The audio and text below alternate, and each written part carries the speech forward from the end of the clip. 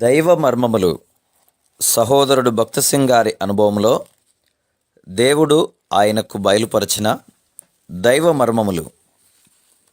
November 3. ఆ కాలమందు ఇశ్రాయేలుతో సహపౌరులు కాక క్రీస్తుకు దూరస్తులై ఉంటిరని మీరు జ్ఞాపకము చేసుకొనుడి. ఎఫెసీ 2:12. గలిలయ నివాసులకు సమస్తము సమృద్ధిగా నుండెను. అది ఫలవంతమైన భూమి, సమృద్ధి అయిన ప్రదేశమని ఆ కాలమందు ఎంచబడుచుండెను. అక్కడ నీరు మేలైనది, ధాన్య ఫలాదులు, చేపలు విరివిగా కలిగి ఉండిన దేశం. భూసంబంధంగా గలిలయ నివాసులకు కొదవలేదు. ఇంతటి శ్రేష్టమైన సీమయందున్న జనులలో అనేకులు నానా విధములైన రోగముల చేత పీడించబడుచుండిరి. దెకపొలి అనగా అర్థము దశనగర వర్గము. ఇది యోర్దాను నదికి 80 మైళ్ళ దూరమున ఉండెను. ఈ 10 పట్టణములు ఒక పెద్ద లోయలో నుండెను.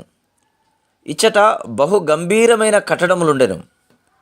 సౌందర్య సుఖభోగములకు నిలయమైన ఆ ప్రాంతమందు జరుగు వృత్తులు అక్కడి ప్రజలకు సౌఖ్యానందములు సమకూర్చును.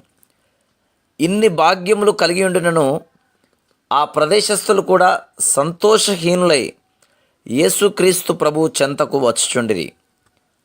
యెరూషలేము ఇశ్రాయేలీయుల మతమునకు కేంద్ర స్థానం. ఇచ్చటనే దేవాలయం ఉండెను.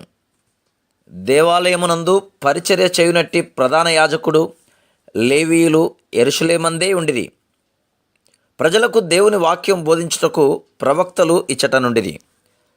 యెరూషలేము నివాసులు తమ దేవాలయమును బట్టియు తమ ప్రవక్తలను బట్టియు పితరులను బట్టియు డంబముగా మాట్లాడుదురు గాని ఆత్మీయంగా అందులై ఉండిరి. ప్రభువు తన యొద్దకు అన్ని దిశల నుండి ప్రజలను ఆకర్షించుకొనుచుండెను.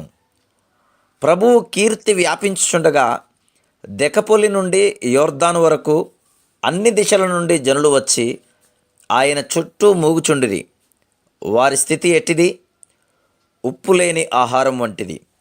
మనసులో కానీ జీవితమందు కానీ నిజమైన సంతోషమన్నది లేనివారు, దేనికిని పనికిరాని వారు.